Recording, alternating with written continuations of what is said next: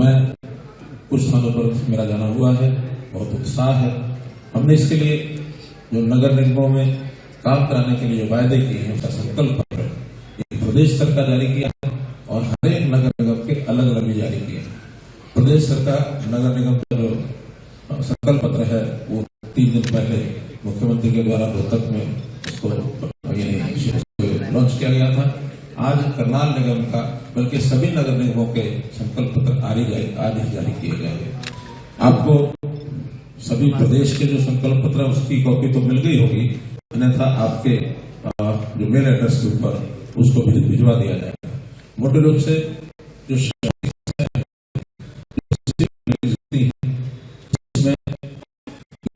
नालियां हैं, सड़कें हैं, लाइट्स, स्ट्रीट लाइट्स हैं, पार्क्स हैं, अथवा स्वच्छता के काम है या लाइब्रेरीज के विषय है, तो ऐसे जितने भी सामान्य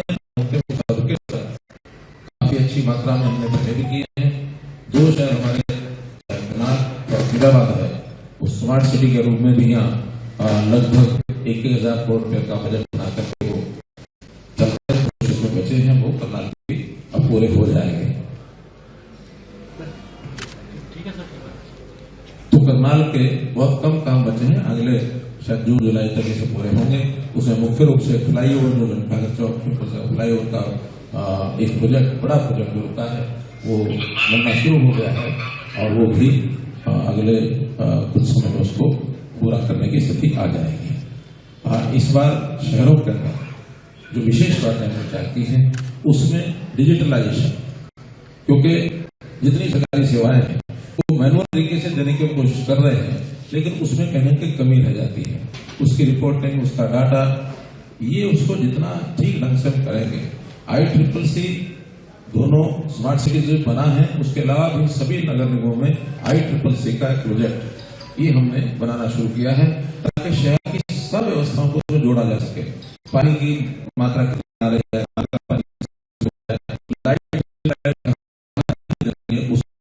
जानकारी भी ICCC पर मिलती है, सीवरेज की सारी व्यवस्थाएं भी उस पर मिलती हैं, ट्रैफिक की सारी व्यवस्थाएं उस पर जानकारी ली जा सकती है, किस चौराहे पर कितना ट्रैफिक जाम हो गया, कितना नहीं है, पुलिस को उसकी सहायता मिलती है।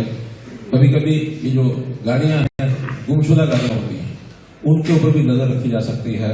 कुछ अनवांटेड लोग शहर के अंदर कहाँ घूम रहे हैं, कहाँ नहीं घूम रहे, पुलिस वाला के पीछा करती है उन लोगों का, लेकिन ऐसे चेहरों को पहचानने में ICCC के माध्यम से जो कैमराज से उनकी पहचान की जाती है, तो चिन्हित करके वो व्यक्ति शहर की बाउंड्री में कहीं भी अगर मिलता है तो उसको पहचान लिया जाता है और बहुत जल्दी उसकी सूचना पुलिस को मिल सकती है। तो ऐसे ICCC के माध्यम से मौसम की जानकारी मिलती है, सब और लोगों को दिया जा सके, उसमें नहीं जा सके, इस तरह से इस पर जोर दिया गया है। अभी लाइब्रेरी की व्यवस्था और वो एक प्रकार से आधुनिक लाइब्रेरी जिसमें इंटरनेट भी हो, उसमें ये शामिल करके और अच्छी लाइब्रेरीज बनाने का भी हमने विषय निकाला है। इसके अंदर हर बड़े शहर में एक अत्याधुनिक संग्रहालय ये बनाया जाए, यानी म्युनिसिपैलिटी नगर निगम की वजह से और से, ताकि उसको व्यवस्था पुराने शहरों में, कुछ शहरों के अंदर सालों साल पुराने जो सीवरेज हो गए हैं, और ये विषय चूंकि केंद्र सरकार में भी मिनिस्ट्री ऑफ हाउसिंग और मिनिस्ट्री ऑफ अर्बन डेवलपमेंट मेरे पास ही है, तो हमने इस बार पूरे देश भर के लिए 1 लाख करोड़ रुपया challenge fund, urban challenge fund रखा है कि शहर की पुरानी समस्याएं या ऐसे जो पुराने शहरों के हिस्से उसमें रीडेवलपमेंट किया जाए, उसके ऊपर भी हमने 1 करोड़ रुपए का और राशि रखी है। हर स्टेट को वहां के शहरों की आबादी के साथ से उसको किया जाएगा। और इसी प्रकार शहरों में जहां जहां भूमि के झगड़े और कारपोरेशन से जुड़े हुए उन सब झगड़ों को समाप्त करने के लिए, जैसे मैंने पिछली बार बनाई थी कि 20 वर्ष से ज्यादा जिन प्रॉपर्टीज के ऊपर लोगों को अपना उसका उपयोग कर रहे हैं, कब्जे हैं, उनके पटा उनके लिखा हुआ लीज की ऐसी जमीनें हैं, किराए की ऐसे प्रॉपर्टीज हैं, वो सब एक नॉमिनल राशि लेकर के उनको किया गया है। इस प्रकार की जितनी भी ऐसी चीजों का और जो खास करके अवैध कॉलोनियां हैं, उन अवैध कॉलोनियों भी नियमित करके जहां कहीं सरकारी जमीन पर बनी है और सरकार को उस जमीन की आवश्यकता उतनी ज्यादा नहीं है तो उनको भी मालिकाना हक देने के लिए कुछ राशि लेकर उनको किया जाएगा। और महिलाओं के लिए, महिलाओं के नाम अगर कोई हम राशि कोई प्रॉपर्टी करते हैं तो उसमें स्टाम्प ड्यूटी में 25% की छूट भी दी जाएगी। तो ऐसे विषय हैं जो प्रदेश स्तर के ऊपर और ये सब किए गए हैं। सफाई व्यवस्था में भी कुछ कठिनाइयां हैं। सरकारी व्यवस्था जहां कहीं कठिनाई आती है वहां प्राइवेटाइजेशन इसको भी बढ़ावा दे रहे हैं। पीपीपी मॉडल पर डोर टू डोर कलेक्शन है, उसकी सेग्रीगेशन है, उसकी प्रोसेसिंग है, ये सारी व्यवस्थाएं भी प्रदेश में पहले से चल रही है। और एक प्रोजेक्ट जैसे सोनीपत में देखते हैं तो वेस्ट टू एनर्जी वो सफलतापूर्वक चल रहा है। 15 मेगावाट का पावर प्लांट चल रहा है। हमने फरीदाबाद और गुड़गांव में 2 जगह एनटीपीसी को दिया है वेस्ट टू चारकोल, उससे कोयला बनाएंगे और उस कोयले को अपने थर्मल प्लांट्स में यूज करेंगे, उपयोग करेंगे। ऐसे ही वेस्ट टू एथेनॉल, इसके भी कुछ प्रोजेक्ट लगाए जा रहे हैं। कहीं कहीं खाद के लिए भी उस वेस्ट का उपयोग किया जाता है।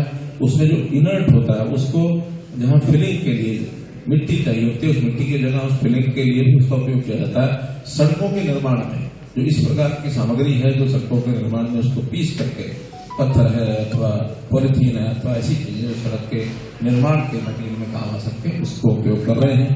पराली जहां कहीं हालांकि शहरी विकास के नाते से नहीं है, इसको ग्रामीण क्षेत्र के अंदर पराली का जो जलाने की विषयता पराली की व्यवस्था भी हमने काफी की है ताकि पोल्यूशन कम हो और पराली को इकट्ठा करके उसके पैलेट्स बनाए जाए। वो पैलेट्स भी थर्मल में काम आ सकते हैं, उसका उद्योग में और भी काम आ सकते हैं।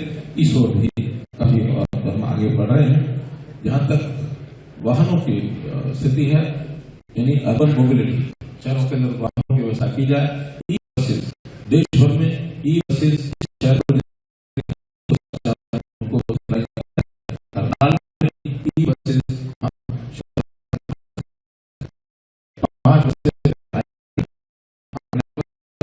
आवश्यकता वो भी पूरी की जाएगी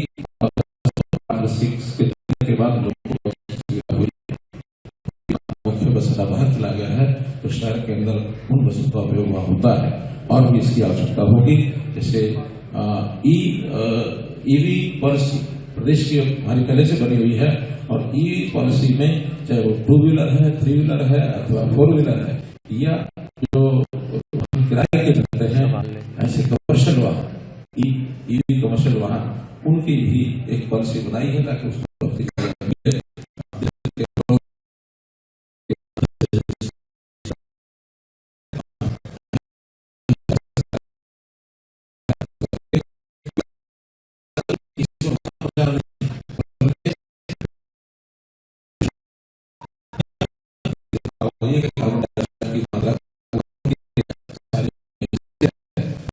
काम कर रहे हैं।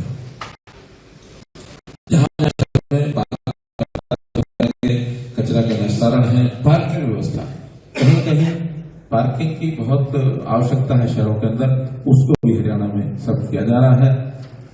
जहां तक करनाल की बात है, करनाल में मुख्य रूप से शहरों यानी जो पूरे प्रदेश की चीजें हैं उनको तो करेंगे ही, अलग से जो यहाँ की जो चीजें हमने सोची है उसके अंदर करनाल का जैसे घंटाघर चौक है, पुरानी शहर, उसकी जो अंदरूनी सड़कें हैं, चांदसराय जैसे सार्वजनिक क्षेत्र, इनकी सड़कों की मरम्मत और उनका रेनोवेशन उन्हें ये सब किया जाएगा ताकि वहां के निवासियों को सफर करने में और सुविधा हो, सुरक्षित महसूस कर सके।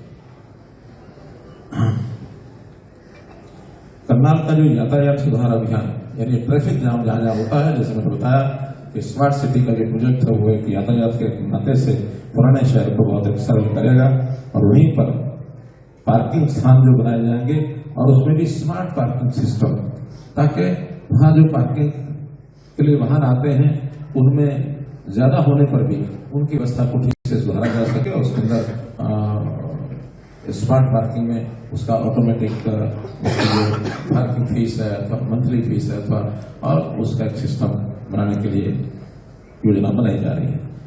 रिक्शा स्टैंड जहां जहां कमी है उसको भी बनाया जाएगा। जो आवश्यक कॉलोनियां हैं जहां पर पानी की वाटर लॉगिंग होती है, यहाँ कुछ इलाके ऐसे हैं जहाँ पानी भरता है। हालांकि मुगल कैनाल की सफाई के बाद काफी समस्या हल हुई है, नहीं तो ये मुगल कैनाल का एरिया हम देखते हैं सेक्टर 13-14 के अंदर कितना पानी भरता था। मैं स्वयं वर्षा के दिनों जब घूमता था उस समय तो 2 फुट पानी चलता था, और मुझे लगता है कि अब इस समय वो स्थितियां पुरानी हो चुकी हैं। पानी की बहुत निकासी की व्यवस्थाएं पहले से हैं, फिर भी जहाँ कहीं ऐसी पुरानी कॉलोनियां हैं जिनके अंदर ऐसी समस्याएं हैं, उन सबको ठीक किया जाएगा। जहाँ मैन होल्स टूटे हुए हैं, सड़कों का रखरखाव, स्ट्रीट लाइटें, गड्ढों की वाइट टॉपिंग, इस सब की व्यवस्थाएं कनाल की ये भी सब की जाएगी।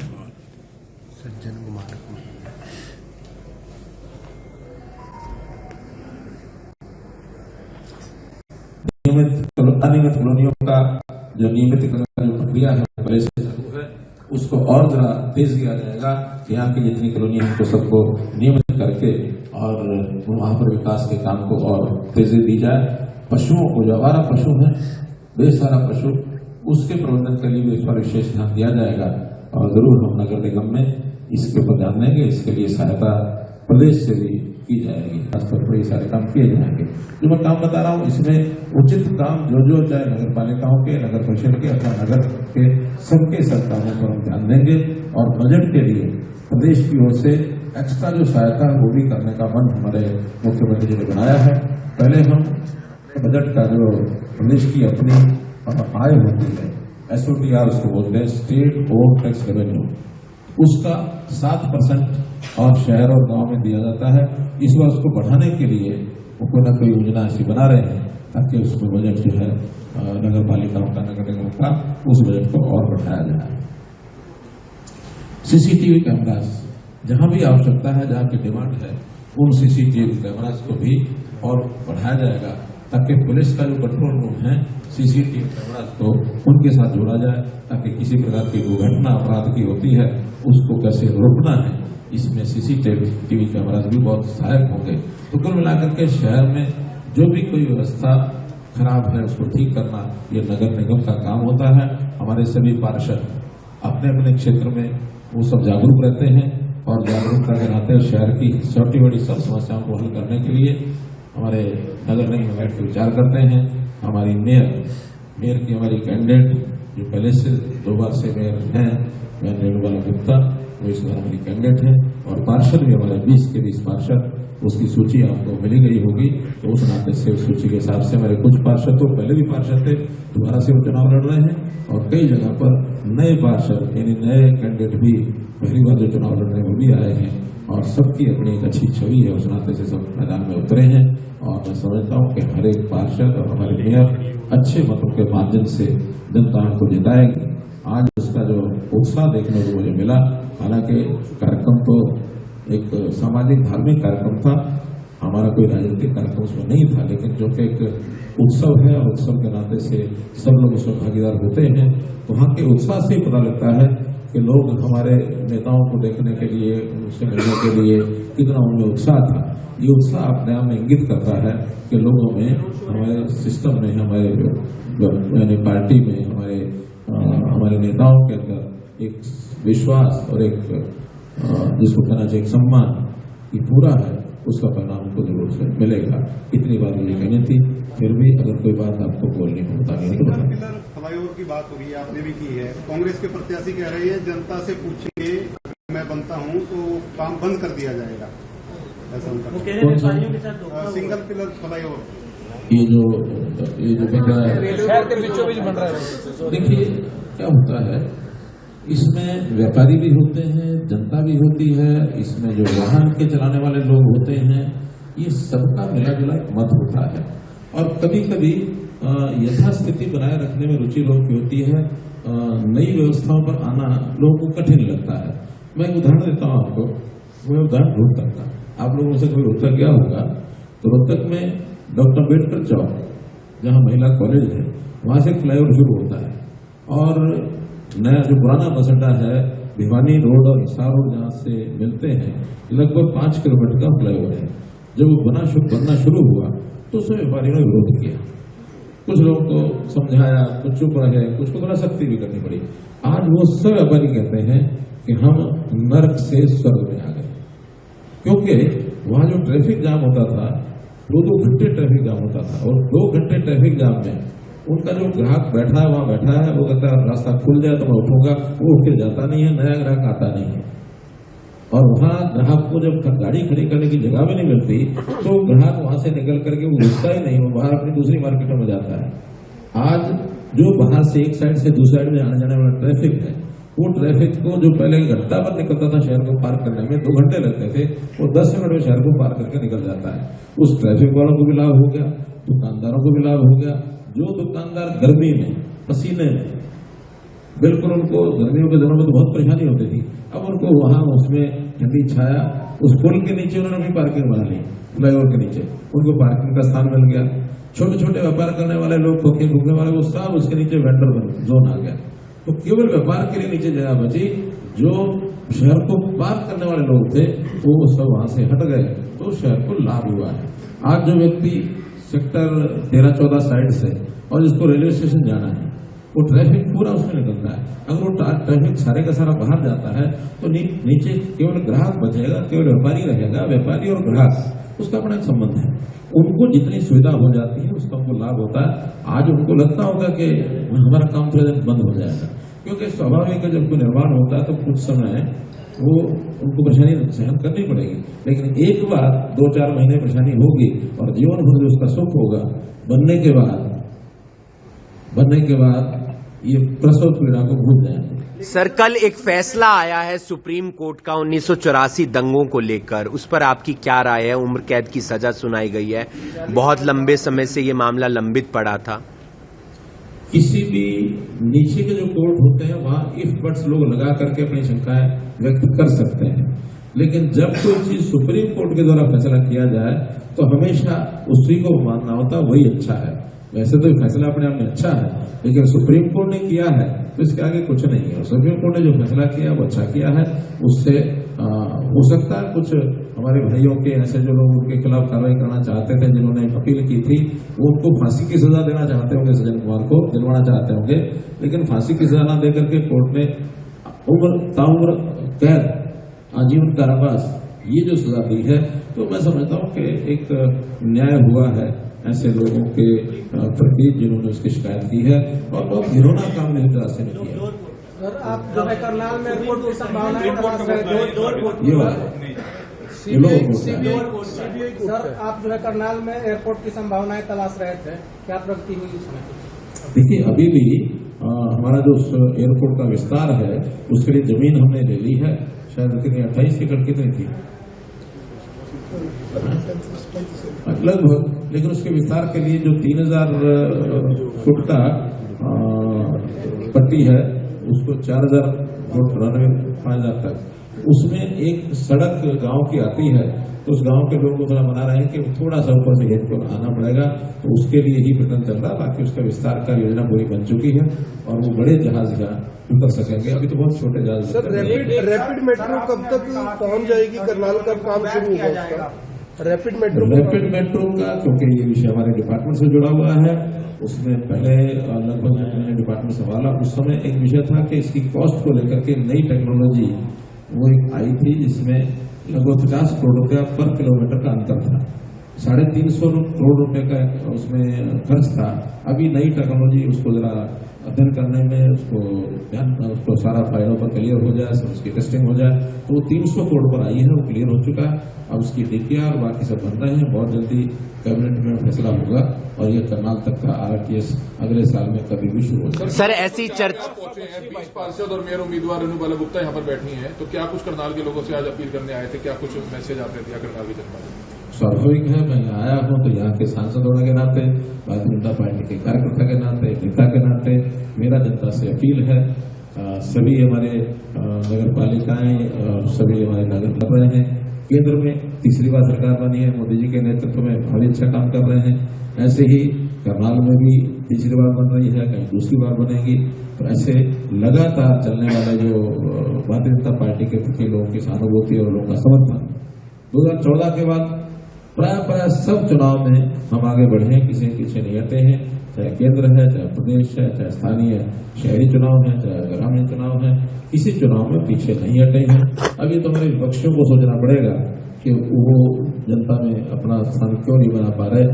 जिस प्रकार से वो चल रहे हैं, चाहे उनका नेतृत्व है, चाहे उनकी नीतियां हैं, चाहे उनके पुराने किस्से लोगों के सामने हैं, लोग पुराने किस्से सोच करके सुन करके कई बार फीलिंग हो जाती है कि अगर ये दोबारा आएगा तो फिर वैसा ही करेंगे। तो हम एक शुद्ध सात्विक शासन प्रशासन की व्यवस्था। सर कांग्रेस की क्या हालत चल रही है? विपक्ष को भी भाजपा में आप ले रहे हैं, विपक्ष के सारे नेता भी भाजपा में आ रहे हैं। सरदार त्रिलोचन सिंह आपके सामने चुनाव लड़ चुके हैं, ऐसे कौन से भांग के पकौड़े खिलाए कि सभी कांग्रेसी नेता भाजपा में आ रहे हैं एक करके? आज शिवरात्रि है तो इसलिए आपको भांग के पकौड़े याद आ रहे हैं। सर गुरप्रीत गोगी कांग्रेस छोड़कर बीजेपी में ज्वाइनिंग किया है। हालांकि उन्होंने ये भी कहा है कि उन्होंने विधानसभा चुनावों में बीजेपी का साथ दिया, तो क्या बीजेपी उन पर विश्वास कर सकती है? देखिए, जो हमारा कार्यकर्ता बनता है उस कार्यकर्ता का, नए कार्यकर्ता होते हैं, फिर पुराने बनते हैं, फिर आगे चल के नेता बनते हैं, तो हर एक कार्यकर्ता का एक लेवल होता है। जिस लेवल पर जो कार्यकर्ता आता है उतना विश्वास हम करते ही, तो जनता के सामने मुझे जाना ही चाहिए। और इतना ही है कि यहाँ चुनाव में मैं सिर्फ आपसे मिलकर जा रहा हूँ, मैं किसी प्रचार अभियान के लिए नहीं आया हूँ। शिवरात्रि सर गुरप्रीत गोगी हैं लुधियाना। सर एक रिंग रोड बन रहा है जो करनाल में, एक ये बात चल रही है कि जब भी ये रिंग रोड बन जाएगा इसका टोल जुड़ेगा बस्ताड़ा टोल टैक्स के अंदर, ऐसा कुछ है? ये नेशनल हाईवे की योजना है, हमारी योजना नहीं है। और आपको पता है कि सारे पीपीपी में प्रोजेक्ट होते हैं, सरकारी नहीं होते। सारा खर्च जो है वो जो भी कोई कॉन्ट्रैक्टर होता है, कंसेशनर होता है, उसी को करना होता है, उसको पैसा लेना भी होता है। जो पैसा वो लेंगे तो कोई तो देगा। सर गुरप्रीत गोगी हैं लुधियाना से। सर दक्षिणी बाईपास का काम चल रहा है, वो कब तक पूरा हो सकता है? दक्षिणी पूरी बाईपास, पश्चिमी सर, पश्चिमी तो हो गया था सर, पश्चिमी हो गया, पूर्वी है, आप ये दूसरा पार्ट पूर्वी है, तो चालू हो गया है। और जब चालू हुआ चीज इसमें लगातार चल रहा है कि रुका तो है नहीं। मुझे लगता है कि जो भी हमारे पास होगा टाइम टेबल होगा, आपको ज्यादा पता होगा। मुझे लगता है कि कितना बन गया होगा, आपको पता है? सर गुरप्रीत गोगी हैं, मनोहर जी, गुरप्रीत गोगी हैं लुधियाना से विधायक जिनका देहांत हो गया था। उनकी जगह अब उपचुनाव है, संजीव अरोड़ा मैदान में है जो कि राज्यसभा सांसद थे। ऐसे में सीट खाली हो रही है, चर्चा चल रही है अरविंद केजरीवाल राज्यसभा जा सकते हैं। पंजाब चल के बात करेंगे उनसे। कांग्रेस के कितने नेता? भारत कब तक हो जाएगा? करनाल से तो शुरुआत। देखिए, कुल मिलाकर के शब्दों के उस पर नहीं जाना चाहिए, भावना पर जाना चाहिए। जब कांग्रेस कुछ कर ही नहीं पा रही 15 साल से, तो हो ही चुका जो कुछ होना था, सारे देश में हो चुका। अब लेकिन मन बहलाने के लिए उनको कुछ चाहिए, इसलिए करते रहते हैं। क्या बच्चे लगातार डिवोट हो रहे हैं और बाहर जा रहे हैं? देखिए, आपको पता होगा, आप लोगों ने कई जगह मेरे भाषणों को कवर भी किया होगा। मुझे याद है कि जब लोकसभा चुनाव में गांव कौन सा था, गए थे डबरी गांव में। मैं हर गांव में जाकर पूछता था कि आपके बच्चे सरकारी नौकरी में कितने लगे, तो कहते थे कोई 50, कोई 40, कोई 35, कोई 60, जितने तो लगे बताते थे, लगभग अनुमान था। डबरी गांव ऐसा था जिन्होंने कहा कि हमारा एक ही बच्चा है जो सरकारी नौकरी लगा। मुझे थोड़ा सा आश्चर्य हुआ कि इतने बड़े गांव में एक बच्चा हमारी सरकार में। तो मैंने पूछा कि आप बच्चे पढ़ाई नहीं करते, क्यों ऐसा है? कि नहीं, पढ़ाई तो करते, मैंने फिर नौकरी क्यों नहीं करते? अगर यहाँ के बच्चे, इस गांव के 300 बच्चे जो बाहर गए हुए विदेश में, तब मैंने उनको बताया था एक बात कि ये सारे डंकी रूट से गए हैं, और डंकी रूट से जाना अच्छी बात नहीं, आप रोको इसको। और सब गांव में कहता था कि डंकी रोड एक बहुत खतरनाक खेल है, और कब यानी जाएंगे और वापस आ पाएंगे नहीं आ पाएंगे भरोसा नहीं है। इलीगल है तो इलीगल तो वहां के देश का कानून है, वो उस पर काम करेगा। अब जब वहां के देश के लोगों ने कहा कि जो इलीगल नागरिक हैं अमेरिका के, उनको वापस भेजेंगे, और जो हमको बताया जा रहा मोटे रूप से सारे देश भर से यानी कई हजार लोग वहां गए हैं, दुनिया भर से 1 लाख से ज्यादा लोग वहां हैं। अपराधी तो है, उस देश के अपराधी हैं। हमारे देश के लोगों ने गलत काम किया है और हम उनको पहले कहते रहे, बहुत सहानुभूति दिखाने की जरूरत नहीं है। आज भी मैं कहूंगा कि इस रूट को छोड़ना चाहिए। हमारे बच्चों को जैसे नशे में घुसते हैं, ऐसे रिपोर्ट भी उसी प्रकार की एक समस्या है। हम सहानुभूति क्यों दिखाते हैं? ठीक है, वो जैसे लाए याद छोड़ गए। आज हम कम से कम उनको काम दे सके, कोई हमें चिंता ये है। हम छोटी छोटी बातों को लेकर के सर करनाल एनसीआर में आता है। जैसे 10 और 15 साल का जो प्रावधान है वाहनों का, तो मिडिल क्लास का एक सपना होता है एक बार वाहन खरीदना। तो जो आरसी बनती है उतना पूरा समय भी नहीं दिया जाता, तो थोड़ी राहत मिलती है। 15 साल की बनी होती है, लेकिन 10 साल का समय होता है डीजल का। क्या इस पे कुछ वो मिलेगा सर? डोमेस्टिक वाहनों को लेकर पहले तो ये जो डिस्क्रिपेंसी है 15 साल की आरसी और 10 साल आयु उसकी वाहन की आयु, इसका तो लाइफ ऑफ व्हीकल ये होना चाहिए। अगर उसकी लाइफ 10 साल तय है तो फिर 10 साल का ही करना चाहिए। अगर उसकी लाइफ 10 साल लिमिट नहीं है तो जब तक वाहन चले तब तक उसका परमिट या आरसी होनी चाहिए। जिस दिन आरसी तो खत्म ही हो जाते हैं, वाहन खत्म हो गया, नया वाहन आएगा तो नहीं आरसी होगी, परमिट भी उस दिन तक ही होना चाहिए। परमिट भी आखिर उसके बाद क्यों चले, वरना तो कई बार क्या होता है परमिट खत्म हो गया तो नया वाहन आएगा, वाहन खत्म हो गया तो नया परमिट आएगा, वाहन चल रहा है परमिट खत्म हो गया नया परमिट बन गया, वाहन खत्म हो गया नया वाहन लाओ। तो परमिट और वाहन का ही खेल चलता रहेगा। वाहन के साथ ही परमिट खत्म होना चाहिए, नया वाहन का नया परमिट लेना चाहिए, ये उससे ही हल निकलेगा। जहां तक ये 10 साल की बात है, एनसीआर के लिए काफी जदोजहद चल रही है। वहां कई डिपार्टमेंट्स अपने अपने राय रखते हैं। हमने सुझाव दिया, मैं जब मुख्यमंत्री था तभी सुझाव दिया था कि इसका एरिया कम किया जाए। जब ये सब डिपार्टमेंट ने कहा कि नहीं दिल्ली के, जब ये एरिया भी गुड़गांव की तरह दिल्ली की तरह इतना ज्यादा कंजेस्टेड हो जाएगा और यहाँ वाहनों का प्रदूषण ज्यादा होगा, हो सकता है उस समय 10 साल यहाँ भी लागू करना पड़े। ये निर्णय भी होना शेष है, जब होगा बताएं। करनाल यमुनानगर सर, एनसीआर में करनाल है या नहीं है? आप जो मैंने सुझाव दिया इसके ऊपर अब अमल में लाया जा रहा है? अभी प्रोसेस में है और प्राइम मिनिस्टर के ये विषय जाएगा और हम वहाँ बैठ के अपनी बात करेंगे। और ये अभी नया प्रपोजल एनसीआर प्लानिंग बोर्ड का जब आएगा उसमें करनाल यमुनानगर रेलवे लाइन कब सर अवैध से वैध पिछली की गई कॉलोनियों की आज तक रजिस्ट्री नहीं करा पाते मकान मालिक, क्या कहना सभी कॉलोनी को वैध किया जाएगा मगर रजिस्ट्री नहीं होती। सुनिए, एक होता है कि अवैध कॉलोनियों का एक प्रपोजल भेजा, जो प्रपोजल भेजा है वो वैध भी नहीं हुई है। जो वैध प्रदेश सरकार यूएलबी डिपार्टमेंट कर देगा, जिस दिन वैध करेंगे उस दिन के बाद तो मुझे लगता है कि रजिस्ट्री नहीं रुकती होगी। क्या बीच में जो खाली प्लॉट है उसको वैध में नहीं मानते थे, हमने उसको बंद कर दिया कि हम जब आए हैं तो अब जो कॉलोनी उसका मानो वैध करने का विषय तो पूरी की पूरी कॉलोनी होगी। इतना ही है कि जो मकान बने हुए नहीं है उसके चार्जेस थोड़े ज्यादा लेंगे और जो मकान पहले से बन गए उसके चार्जेस थोड़े कम लेंगे। तो चार्जेस में अंतर डाल करके उन प्लॉट्स को भी वैध करेंगे। लेकिन जो कॉलोनियां पहले वैध हुई हैं उनमें खाली बचे हुए प्लॉट उसका एक सर्वे किया जा रहा है, उन सबको भी वैध करने के लिए बहुत जल्दी प्रदेश सरकार इसको। Sir, Karnal Yamunanagar railway line की बात काफी लंबे समय से पेंडिंग है, करनाल यमुनानगर रेलवे लाइन, और साथ ही साथ करनाल रेलवे स्टेशन पर लिफ्ट नहीं है सर, दिक्कत आती है। ये सारे विषय अगर नहीं डाला है, जल्दी कोशिश करेंगे अगली बार सर। कांग्रेस विपक्ष का पहले ये खराब सर करनाल में क्राइम बातें लेकिन बात नहीं है कि बढ़ता जाए, सामने घटनाएं होती है, नहीं होनी चाहिए, लेकिन विपक्ष का नेता तय नहीं कर पा रहे, कभी किसी को बिठा